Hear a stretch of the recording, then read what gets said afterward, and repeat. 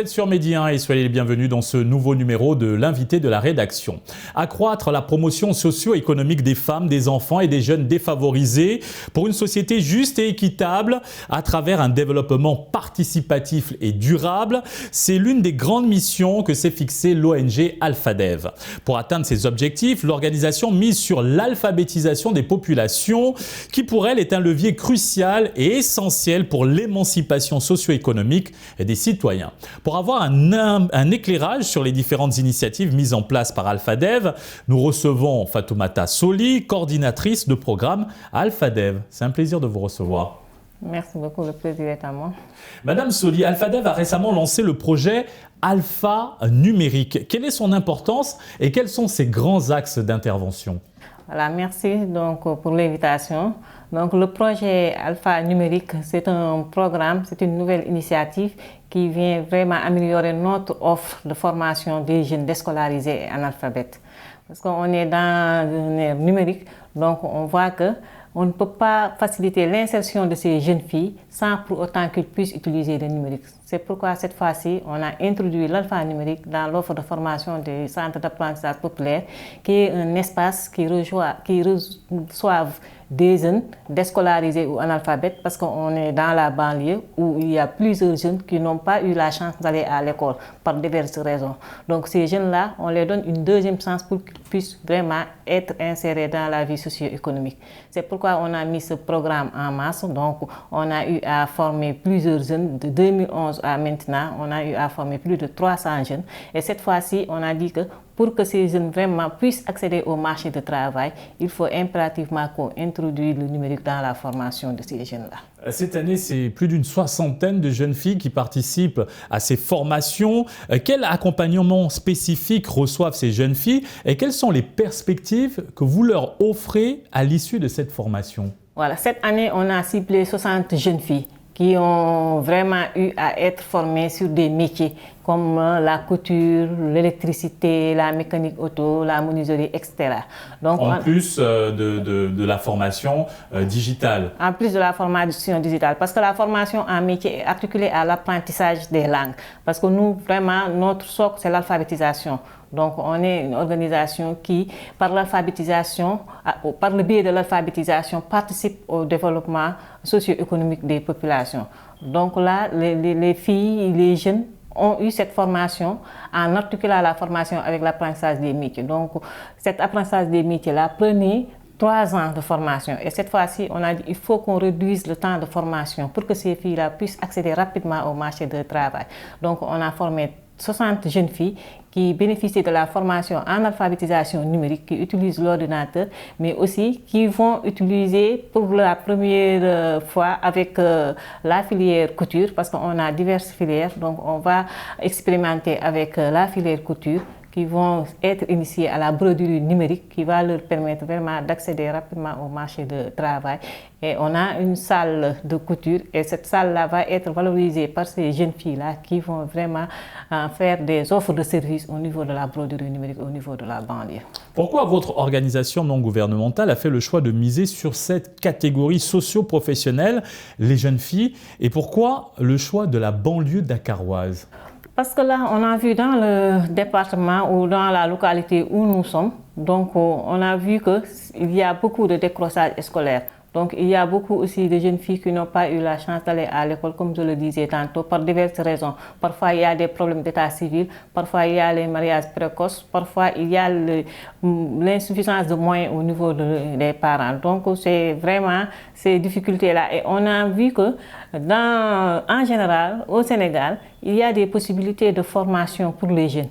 Mais cette tranche de la population, les jeunes déscolarisés qui n'ont pas eu la chance d'aller à l'école, il n'y a pas une offre qui les prenne en charge. Donc les offres qui sont là, c'est pratiquement pour les jeunes qui ont un niveau plus ou moins élevé, qui ont un BFM ou un niveau 4e ou un niveau 5e.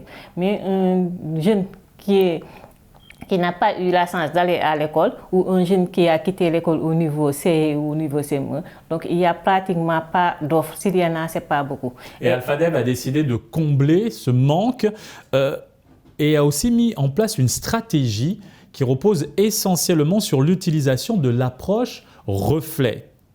Qu'est-ce Qu'est-ce que c'est concrètement cette approche reflet? C'est une approche participative parce que nous, notre mission, c'est de contribuer à la réduction de la pauvreté par le renforcement de capacités et du pouvoir des populations vers une autonomisation et un développement durable. Et pour cela, il faut vraiment utiliser une approche parce qu'on a l'approche réflexive, c'est une approche participative qui permet aux populations ou bien aux jeunes d'exprimer leurs problèmes, mais aussi de trouver eux-mêmes leurs solutions. Donc, ce n'est pas une approche qui vient, qui dit que vous allez faire ça, mais ça leur permet vraiment de réfléchir, de trouver des idées pour pouvoir solutionner eux-mêmes leurs difficultés, leurs problèmes. Donc c'est pourquoi on a pris cette approche-là et qu'il facilite l'alphabétisation. Parce qu'avec cette approche-là, on peut alphabétiser facilement les jeunes qu'ils puissent lire et écrire dans un laps de temps à moins de 6 à 12 mois. Donc c'est pourquoi on a pris cette approche. Ce n'est pas l'alphabétisation seulement, mais c'est une approche, on dit,